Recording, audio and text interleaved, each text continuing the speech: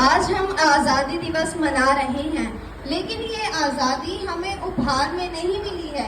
इसके लिए एक लंबी यात्रा करनी पड़ी है, आज़ादी की यात्रा।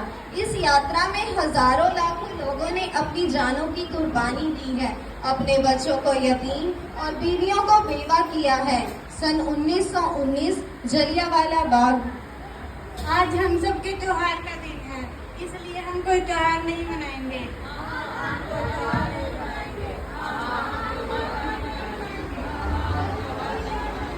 जब तक हम अंग्रेजों को भारत से नहीं निकालते तब तक हम सब कोई त्योहार नहीं मनाएंगे। अच्छा, तुम सब हमारा विरोध करता है, भाग जाओ यहाँ से, वरना इसका अंजाम बहुत बुरा होगा। हमें नहीं, तुम्हें जाना होगा। हमें नहीं, भारत से तुमको भागना होगा। Soldiers fire.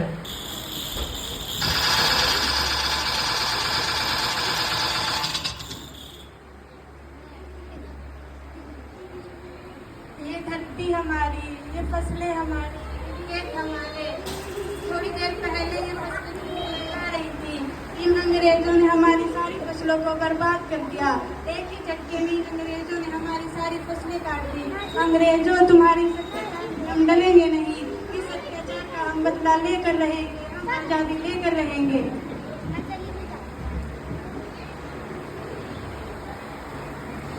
जलियांवाला बाग हर हिंदुस्तानी की आंख नम कर गया। इस हत्याकांड में न जाने कितने मासूमों की आहुति चढ़ गई, कितनी हैवानियत से इंसानियत कत्ल कर दी गई। जलियांवाला बाग के इस हत्याकांड ने आजादी की आग में घी देने का काम किया। मासूम औरतों, बच्चों की दर्द भरी चीखें और सिसकियां इनकलाब का गूंज बनकर उभरी। लाला लाजपत राय, भगत सिंह, राजगुरु सुखदेव श्री के क्रांतिकारियों ने वतन भारत के इस सरजमीन से अंग्रेज विदेशी हुकूमत को उखाड़ फेंकने के अपने मंसूबे मजबूत कर लिए। सन 1928 को लाला लाजपत राय के नेतृत्व में साइमन कमीशन के विरुद्ध एक भारी जुलूस निकाला गया। Simon commission, Simon commission, Simon commission, Simon commission, Simon commission, Simon commission. बेवकूफ इंडियन, तुम्हें हमारी बात समझ नहीं आता। आई सी स्टॉप दिस।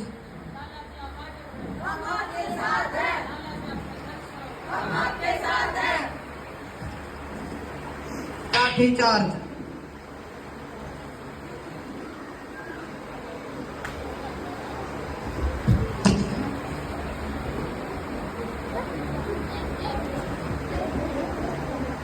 लाला जी को तो बहुत गहरी चोट लगी है, उनका सिर तो फट गया है।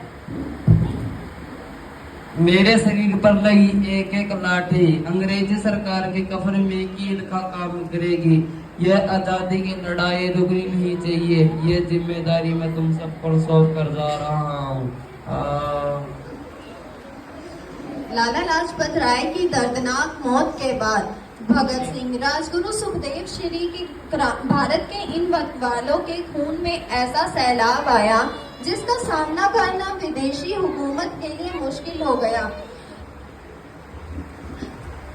अंग्रेजों को करारा जवाब देने के लिए स्कॉट सैंडर्स को मारने की रूपरेखा रची गई।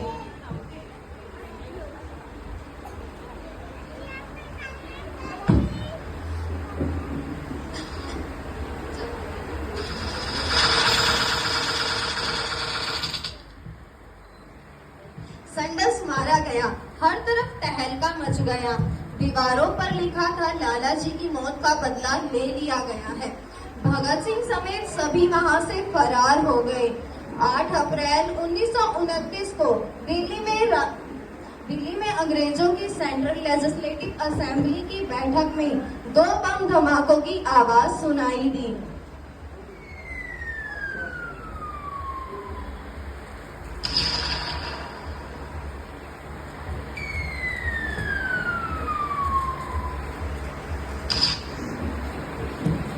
इन धमाकों ने अंग्रेजी हुकूमत को हिलाकर रख दिया। भगत सिंह, राजगुरु सुखदेव ने अपने आप को अंग्रेजों के हवाले कर दिया। सन 1930 को अदालत ने अपना फैसला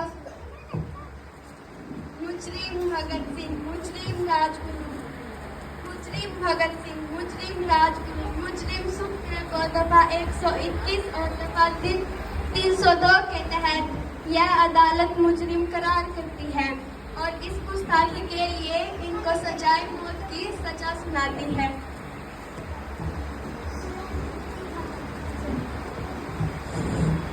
सरफरोशी की तमन्ना अब हमारे दिल में है, देखना है जोर कितना बाजुए का दिल में है।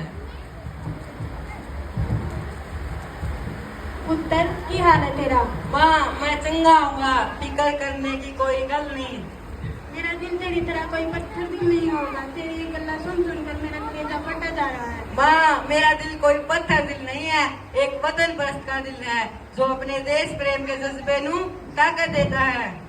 बेटा मेरे लाल, आज मेरी तपस्या पूरी होने जा रही है, जो तू रोई तो मैं तकलीफ हुई हूँ। सोच कि तेरा लाला शादी करने जा रहा है, फर्क केवल इतना है कि वह घोड़ी पर नहीं फांसी पर चढ़ने जा रहा है। पुत्र भगत इतनी छोटी सी उम्र में तू उन सबको छोड़कर चला जाएगा, तूने जिंदगी में देखा ही क्या है? मैंने मेरी माँ देखी है जिसने मुझे एक ही बात सिखाई है कि अपने देश के लिए एक बार मरना 100 बार जन्म लेने के बराबर होता है। अच्छा माँ अब आशीर्वाद दे, अब विदाई लेने का वक्त आ गया।